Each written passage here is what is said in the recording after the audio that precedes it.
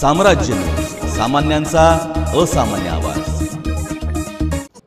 राज्यात नवीन सरकार स्थापन होऊन 3.5 महिन्यांचा काळ उलटून गेला तरी प्रशासनातील खांदेपालट काही थांबताना दिसत नाही। गेल्याच आठवड्यात राज्यातील 6 IAS अधिकाऱ्यांच्या बदल्या करण्यात आल्या होत्या। आता 5 IAS अधिकाऱ्यांच्या बदल्यांचे आदेश जारी करण्यात आले आहेत।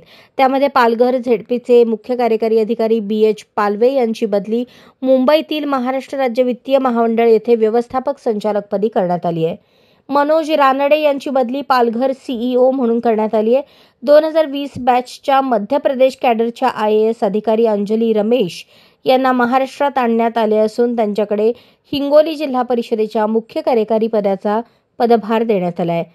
BH पालवे IAS SCS 2013 मुख्य कार्यकारी अधिकारी जिल्हा परिषद पालघर यांना महाराष्ट्र राज्य वित्तीय महामंडळ मुंबई येथे व्यवस्थापकीय संचालक म्हणून नियुक्ती देण्यात आली आहे।